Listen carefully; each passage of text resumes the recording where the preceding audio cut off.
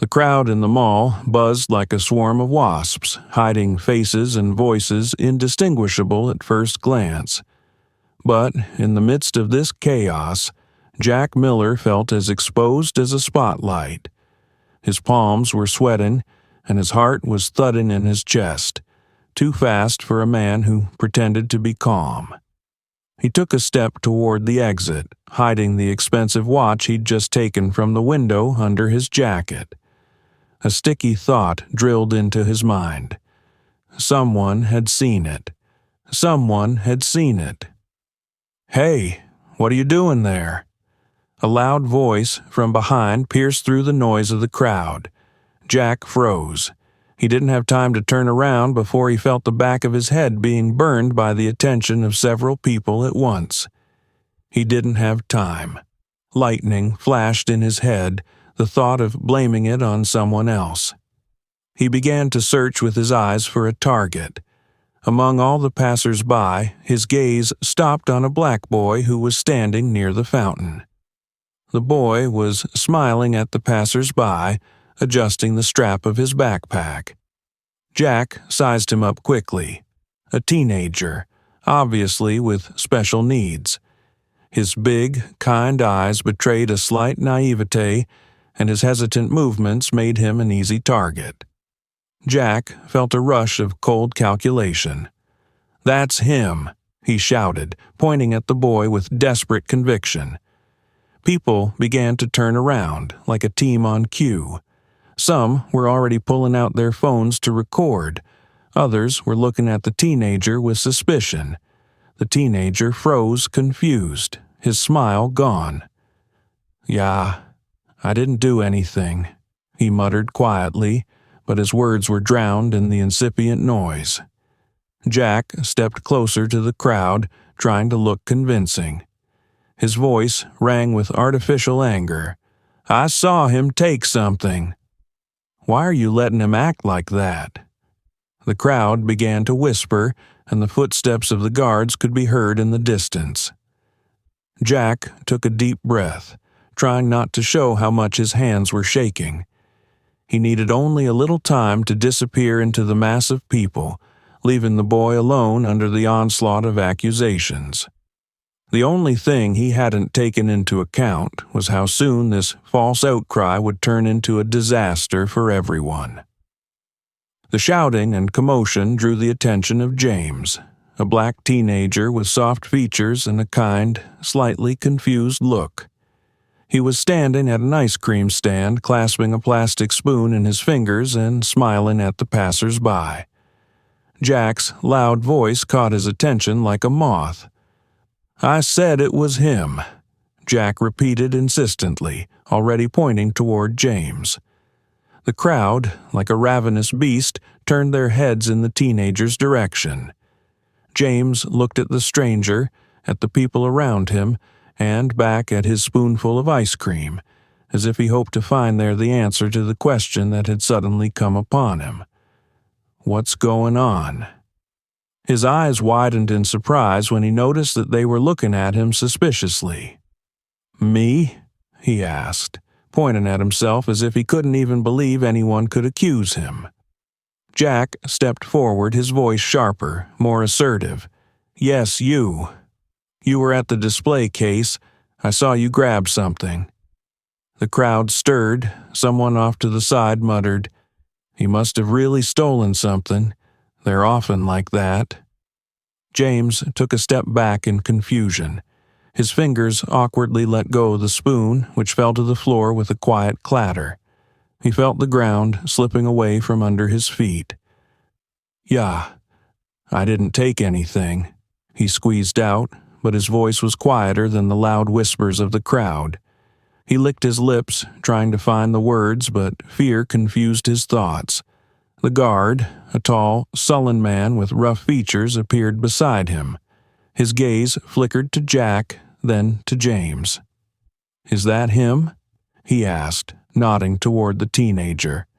"Of course he is," Jack replied, his voice trembling, but not with fear, but with almost gloating satisfaction. James took another step back, but all that was behind him was the cold wall of the mall. People surrounded him like a pack of wolves. I don't, he began, but a security guard interrupted him. Hands up, he said sharply, pulling out the handcuffs. The crowd whispered louder, and someone started filming what was happening on their phone.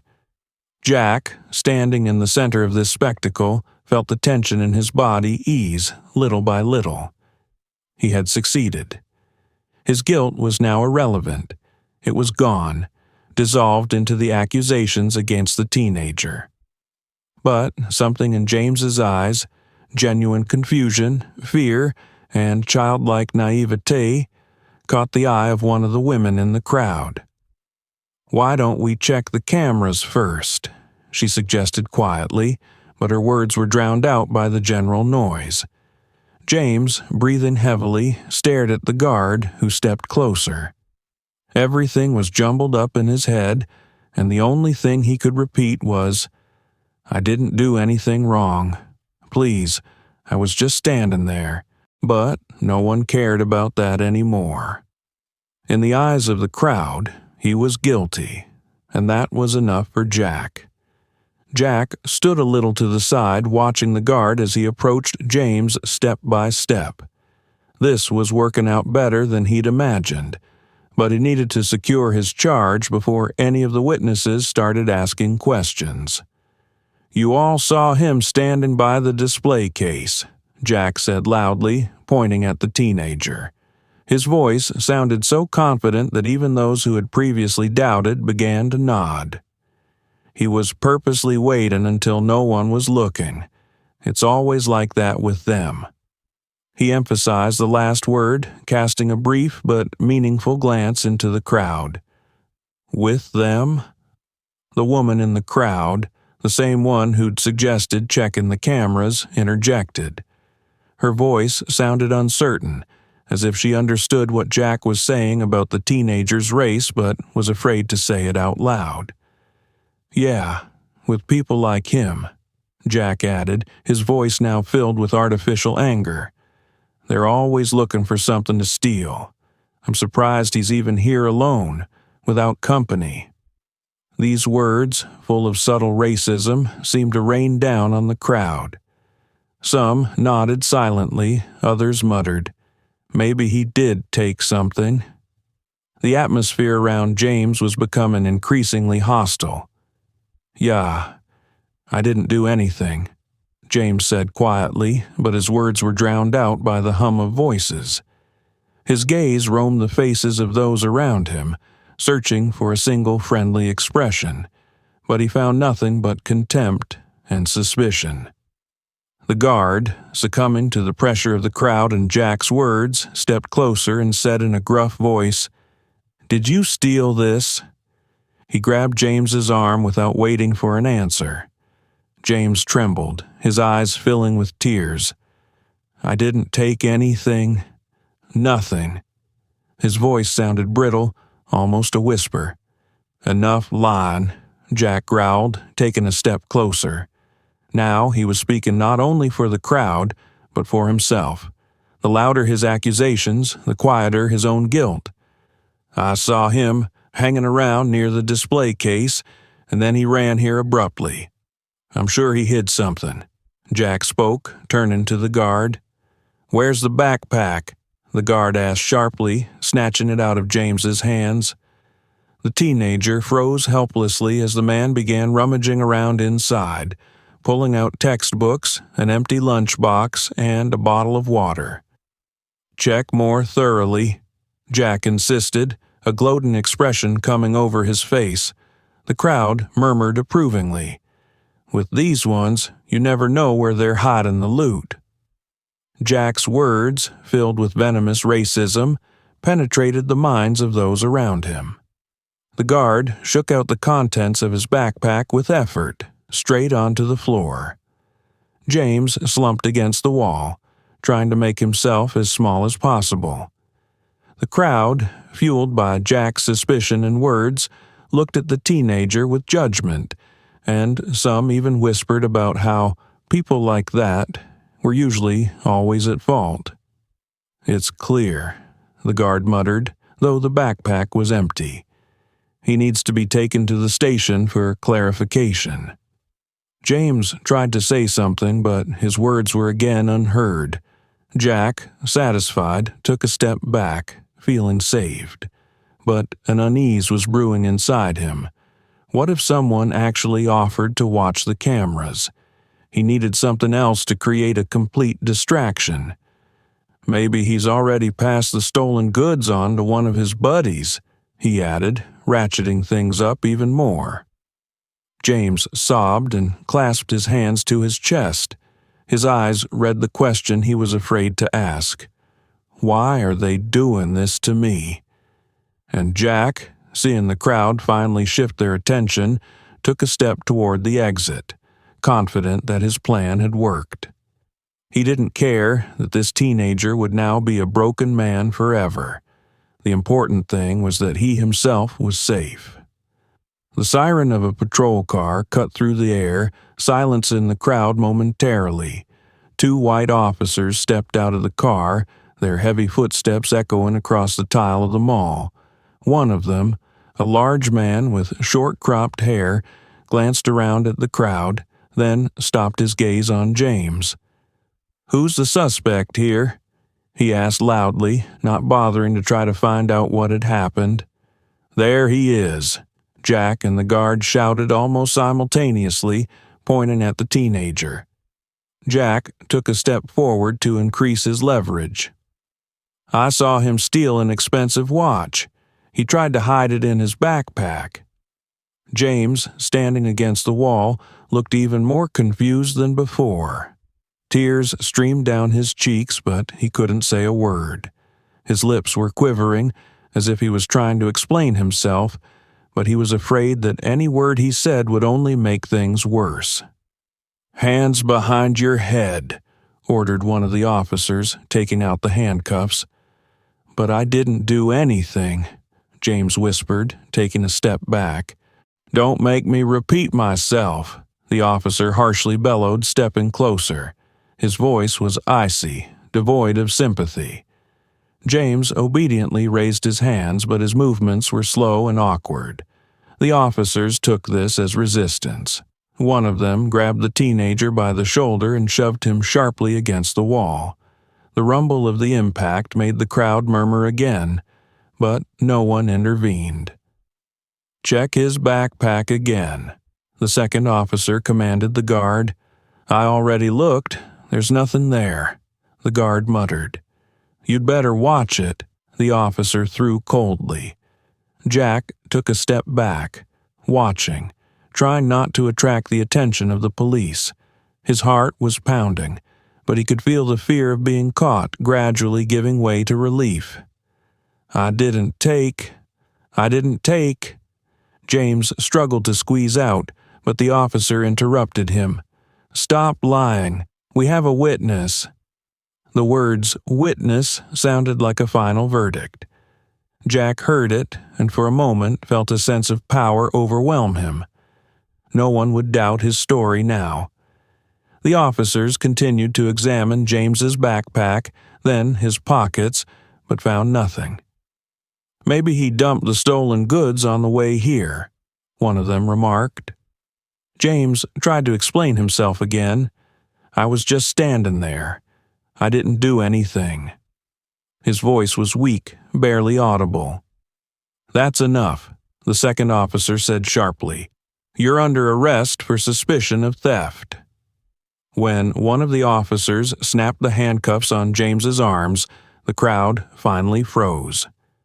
A few people glanced at each other, but no one dared to object. Some might have doubted the teenager's guilt, but the fear of going against the police was stronger. Jack took the moment to leave the scene unnoticed. In the distance, he heard James sobbing, his words lost in the noise. "Please, I didn't do anything." But the teenager's cry went unanswered. The officers led him to the car and the crowd dispersed, leaving only an empty backpack and a plastic spoon on the floor.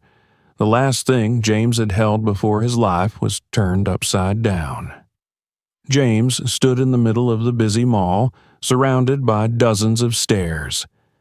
People who a moment ago had been shopping or chatting with each other now formed a circle, their eyes expressing curiosity, annoyance, and something else, an indifferent judgment.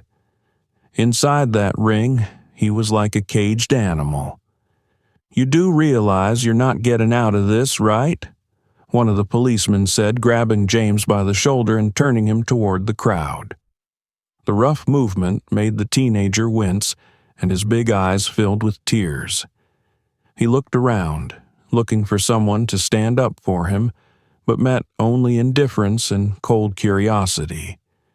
"Yeah, I didn't do anything," he whispered, but his words were drowned in the low murmurs of the crowd. "That's how it always is with them," someone in the crowd uttered, not bothering to speak softly. "Yeah, they think they can get away with it," another seconded. The words hit James like a blow. He wanted to say something, to explain, but he didn't know where to start. His voice seemed too weak to break through the thick wall of prejudice.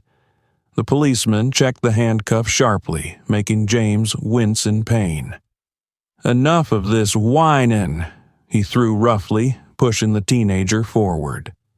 The crowd whispered louder. People pulled out their phones, filming what was going on, but no one interfered. For most people, it was just a show, free entertainment on a Saturday afternoon. "Look at him," pronounced one of the men in the crowd, addressing a neighbor. "Too simple-minded to be innocent. They always look like that until they get caught." James heard those words and felt his heart plummet. He couldn't understand why they hated him so much, why they didn't believe him. He felt as if his world was crumbling right here, right in front of everyone. The policeman shook the contents of James's backpack right onto the floor, things scattered in all directions. Books, a lunchbox, a bottle of water. "Empty," he said, but it didn't sound like an admission of innocence, but disappointment. "Of course, he got rid of the stolen goods while we were catching him," the other officer remarked dryly. "They're not as stupid as they look." These words caused quiet laughter in the crowd. James felt the heat flooding his face and the tears flowing faster and faster. He wanted to shout that it wasn't true, but his voice betrayed him again. "Let's take him away," one of the officers suggested. "We'll deal with it on the spot." The policeman grabbed James by the wrist, pulling him roughly forward. The teen stumbled and fell to his knees, but he was immediately lifted up, ignoring his tears and weak resistance. The crowd continued to watch. Some whispered to each other, "Maybe he's innocent after all." But those voices were quiet, unsure. Most preferred not to interfere, watching the guy go into custody. A woman passed by with a small child. The boy stopped, pulling his mother by the hand. "Mom, why is he crying?" She leaned over and quietly replied, "Sometimes people do bad things, honey." James heard this and finally gave up. He didn't try to justify himself anymore. His shoulders slumped and his gaze went blank. He felt as if the whole world had turned away from him, that no one wanted to hear the truth. As he was led out of the mall, he caught a glimpse of someone in the crowd who seemed to want to say something, but remained standing still.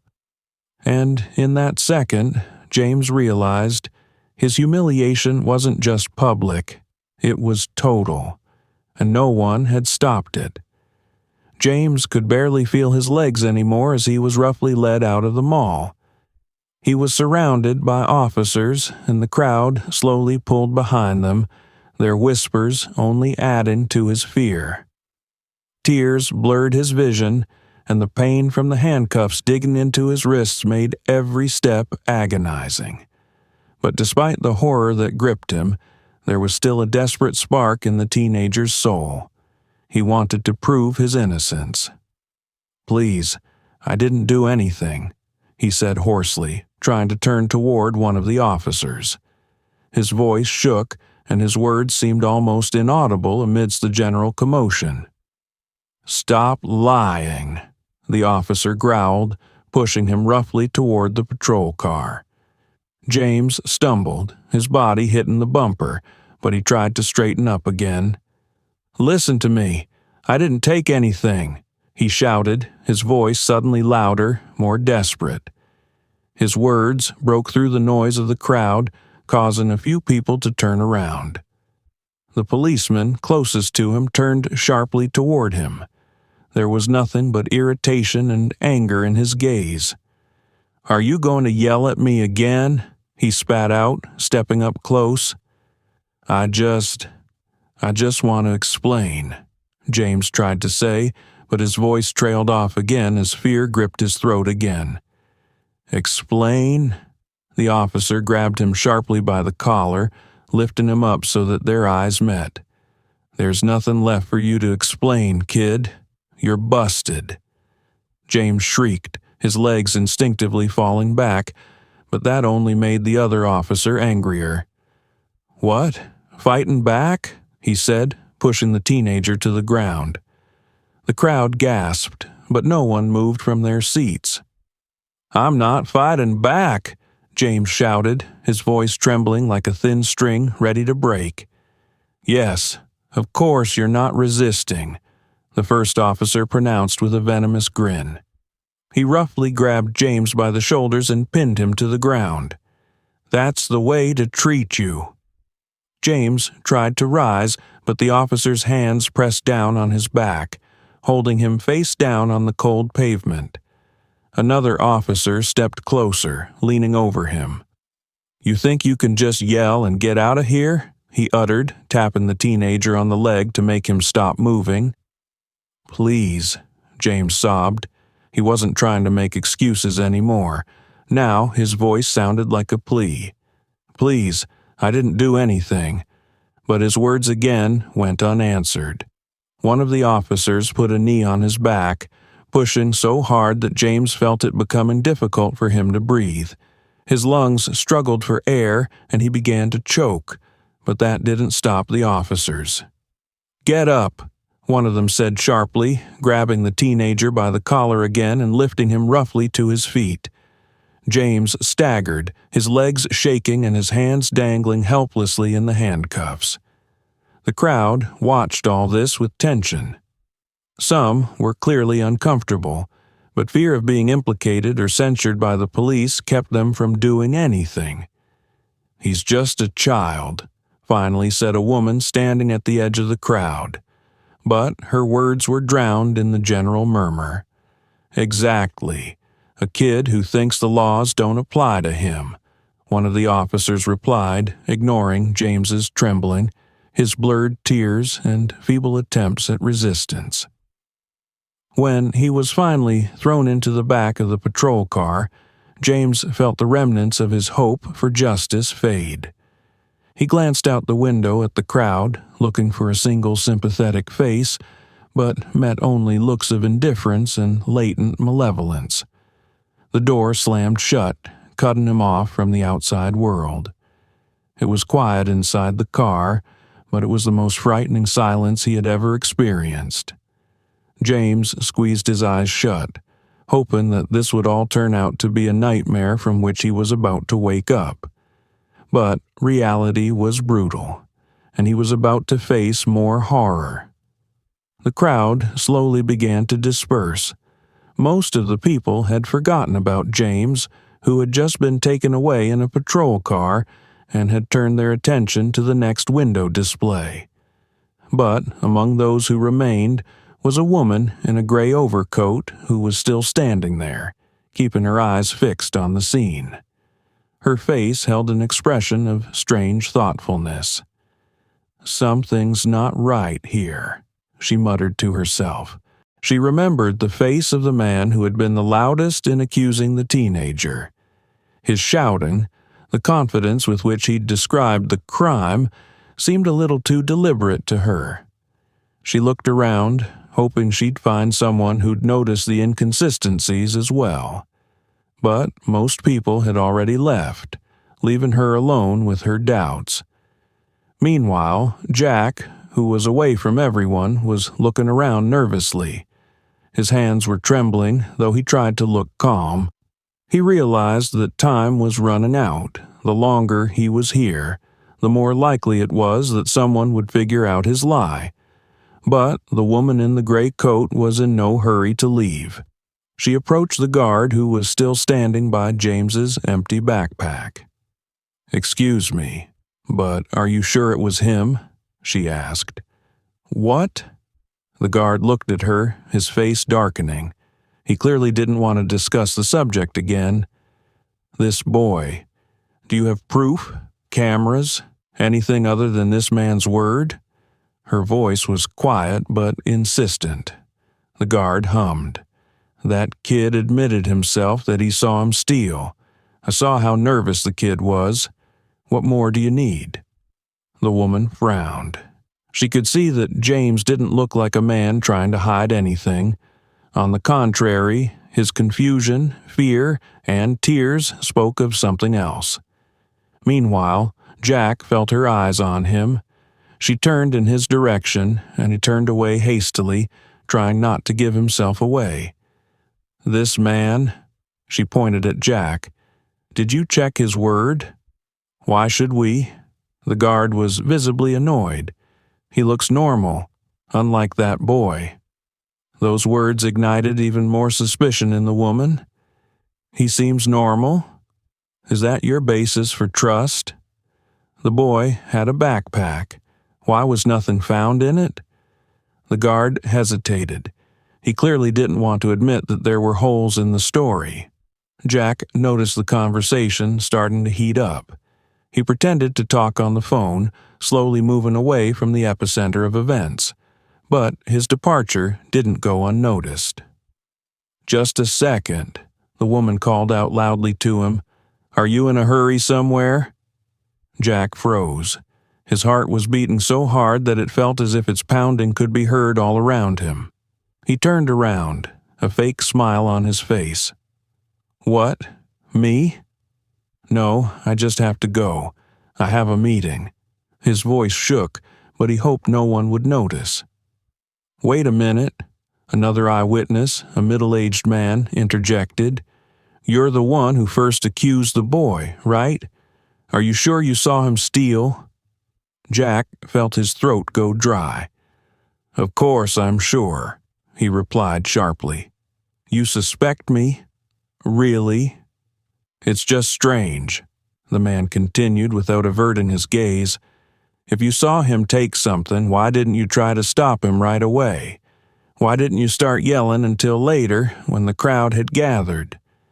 Jack felt his mask begin to crack. "Yeah, I just didn't realize right away that he was going to run away.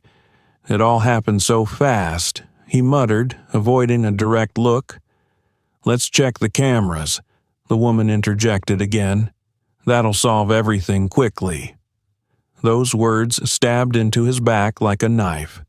The cameras. He hadn't thought of them. Jack knew that if the tapes came up, his lies would be obvious. "Cameras, yes, of course," he said with a fake smile, rubbing his neck. "But why would we want to do that? We already know who's to blame." "No," the woman replied sharply. "We only know what you said, and that's not enough." The guard, finally feeling the pressure building, hesitantly said, "Okay, I'll go look at the tapes." Jack tried to stop him. "What for?" "It's a waste of time." But his protest sounded too nervous.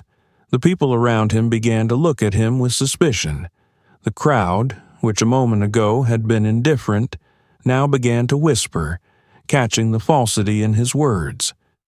As the guard headed toward the camera room, Jack made another attempt to leave. "I really have to go. I didn't do anything wrong." "Are you sure?" came a voice from the crowd. "Then why are you so nervous?" Jack realized he was trapped in a trap he'd created himself. Jack stood in the center of the mall, surrounded by a growing ring of suspicious stares. The crowd, which a moment ago had been willing to believe his every word, was now beginning to doubt him. His face, once confident and determined, was beginning to lose the mask of calm that hid fear. But Jack knew that if he broke now, all was lost. "Why are you all looking at me like that?" His voice was loud, but there was a note of panic ringing through it. "I did everything I could to help apprehend this thief." He pointed in the direction where James had already been taken away. The crowd remained silent, but their whispers grew louder. Some noticed that his words had become less convincing. Others began to whisper about the cameras that might soon reveal the truth. The police, still standing by the patrol car, noticed how the situation was escalating.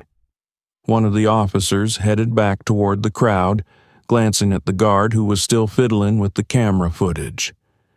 "What's going on here?" he asked sharply, loud enough to block out the noise. "I suggested we check the cameras," the woman in the gray coat replied. "I think that will help clear up any questions." The officer hummed, his face remaining stony. "Cameras? The man's already said everything. We have a witness. Isn't that enough?" The crowd froze as they heard his words. The policeman seemed to be trying to finish the matter without going into details. Someone in the crowd muttered, "Why are they so reluctant to watch the tapes?" Jack seized the moment. "Exactly," he shouted out. "I saw the whole thing. That boy stole, and now you want to blame me? You've got to be kidding me." His words brought confusion back into the crowd. Many were still unsure, but Jack's confidence in his accusations made some lean toward him again. "This guy is just defending himself," someone in the crowd said. "If he was on the scene, he knows better what happened." The policeman, hearing this, nodded. "Look," he began, looking at the woman, "we've already apprehended a suspect. This guy helped us, and we have no reason to doubt his word." "No reason?" Her voice cut through the noise of the crowd. "You think one person's word is proof, especially when it comes to a child with a disability?" Her question elicited a hum of approval from the crowd. People were beginning to realize that the accusations might have been too hasty. "It's not our job to question," the officer replied coldly.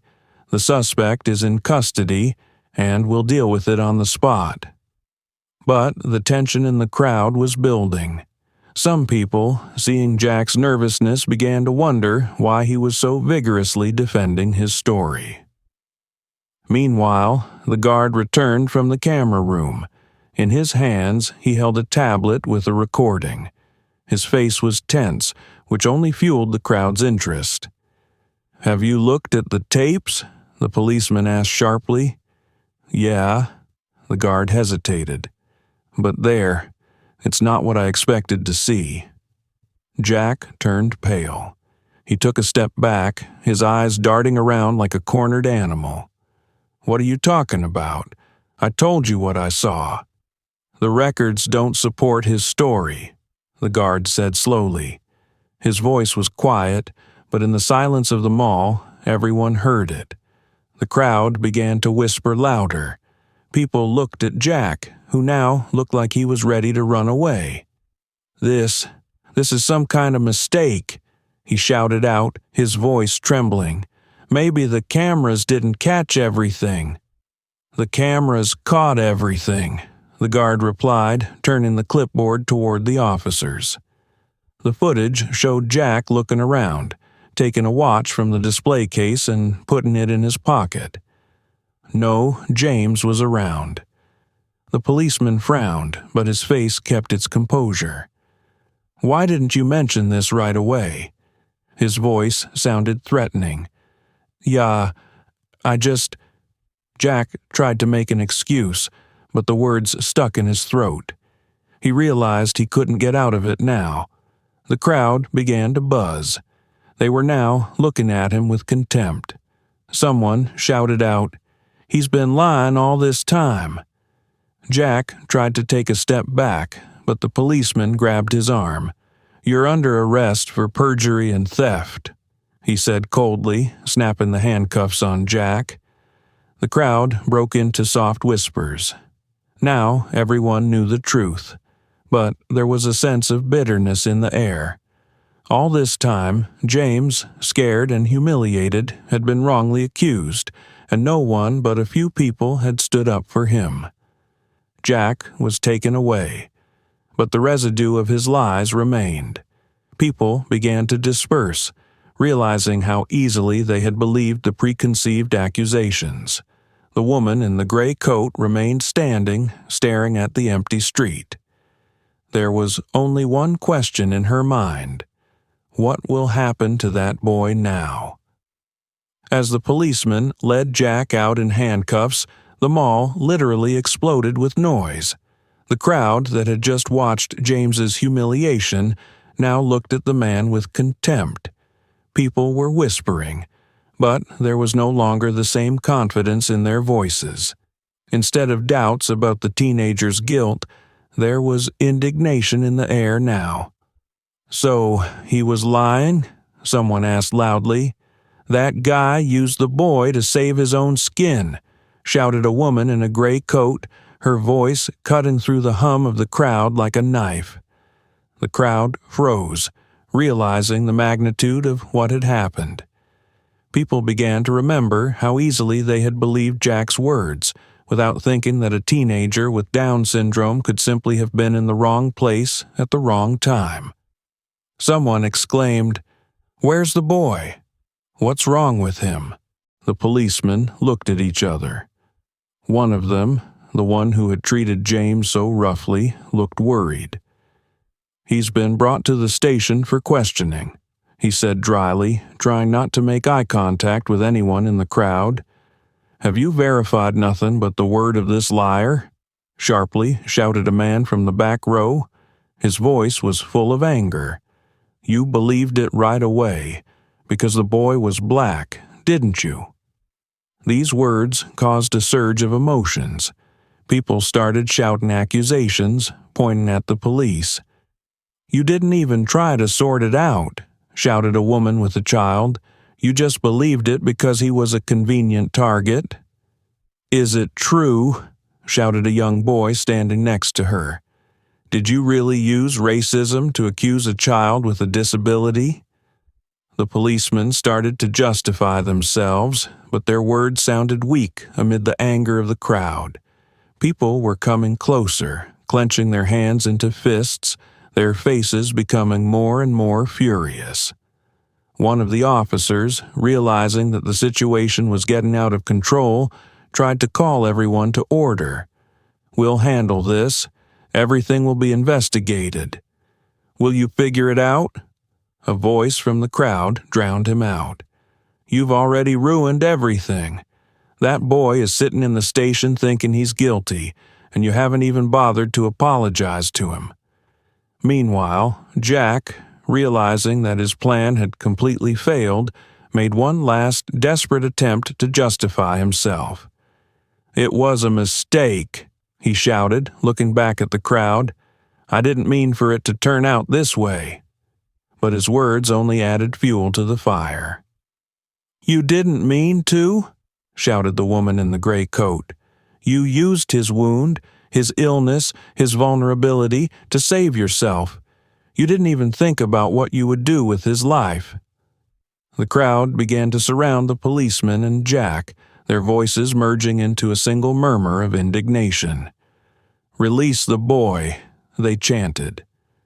Meanwhile, at the police station, James sat on a hard wooden chair in a small windowless room. His hands were still sore from the handcuffs, even though they had been removed. He couldn't understand what was happening. Fear and confusion raged inside him. He tried to remember what could have caused such a nightmare, but his thoughts were a blur. Suddenly, the door opened, and a policeman stepped in, the same one who had pinned him to the ground. His face was scowling, but there was something new in his eyes: guilt. "Listen, kid," he began uncertainly. "Looks like we made a mistake." James raised his large, tear-filled eyes to him. "Wrong," he whispered. His voice trembled and his lips pressed into a thin line. "Yes," the policeman said, trying to find the right words. "We've got the wrong man in custody. You're free to go." Those words, instead of bringing relief, only increased the pain inside James. He stared at the officer, trying to realize that all this time he had been suffering because of someone else's lies. Outside the station, a crowd gathered at the entrance demanding justice. As James was led out, people began to applaud, but there was no joy in his eyes. He didn't feel victorious. He felt broken. Jack was taken to the same precinct. As he walked past James, their eyes met. James's gaze was full of pain, but there was no malice in it. It crushed Jack more than any words could. "This is just the beginning," the woman in the gray coat pronounced, looking at the police. "We're not just going to let this go." The crowd began to disperse, but the anger remained. This story was a reminder to everyone of how easily lives can be ruined by bias and lies. After James was released, he walked slowly down the sidewalk, clutching the strap of his backpack. An emptiness raged inside him. People around him were talking, throwing encouraging phrases, but their words didn't reach his mind. He just wanted to go home, away from this nightmare. When he finally entered the house, his mother, who had learned about the incident from the news, was already waiting for him on the doorstep. Her eyes were full of tears, but she asked no questions. She just hugged him, tight and long, as if she was afraid he would disappear again. "It's over," she whispered, but James knew it wasn't true. It wasn't over.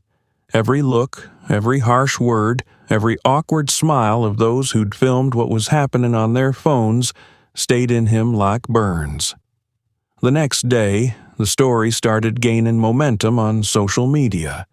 A video taken by someone in the crowd went viral. It captured the moment James was violently detained as he cried and begged for understanding. People were outraged. Posts with the hashtags number Justice for James and number system racism flooded the internet. Discussions started on national channels. Activists and journalists demanded an investigation into the actions of the police. People discussed how bias and racism had victimized an innocent teenager with a disability. Jack, a liar, became a symbol of everything that was wrong with the system. His arrest and exposure caused a wave of anger. James, however, did not follow the news. Every mention of what had happened was like an open wound. He avoided school, his friends, even his own reflection in the mirror. His mother tried to talk to him, but he only shook his head, refusing to discuss it. His trust in the world was shattered. At rallies that soon began to be held in the city, people held placards bearing his name. Politicians began promising reforms, and the police, after massive public pressure, were forced to apologize to James and his family. An internal investigation was launched and several officers were suspended. But the apologies and promises seemed empty. James continued to suffer. James's mother found a psychologist who began working with him. "It's not your fault," he said at every session, but James couldn't shake the feeling that his existence itself was the cause of his torment. Meanwhile, Jack was convicted of perjury and theft. He was given a few years in prison, but that was little consolation to anyone. People knew he was only part of a deeper problem. His name became synonymous with lying and cowardice, but James was left with traumas that Jack would never be able to understand. Over time, James's mother joined the justice reform movement. She spoke at rallies, telling her son's story, demanding change. "My son is not the first, and unfortunately not the last, to be victimized by bias," she said. Her words inspired others, but at home, James was still silent. A year later, on the anniversary of that day, James finally spoke. He wrote a letter that his mother had read at one of the rallies. In it, he described how he felt during the incident, how it had changed his life, and how he feared it might happen to others. "I don't want anyone else to go through this," he wrote. His words touched the hearts of thousands of people. James's story became a catalyst for change. New laws were introduced that required mandatory viewing of evidence before arrest, police training on how to deal with people with disabilities, and racism screening of officers. James was invited to the law signing ceremony, but he declined. He needed more time. James's life never went back to the way it was. But his story became a reminder of how devastating bias and injustice can be. And while his wounds were still healing, he became a symbol of the fight for a better future. Write in the comments what you think about this story. Have you ever experienced racism or injustice in your life? We would love to hear your opinions, as they are very important to us. We appreciate each of you and thank you for staying with us. Don't forget to subscribe to our channel and give us a like if this story touched you. Your support helps us raise important issues and inspire change. May your day be kind and bright.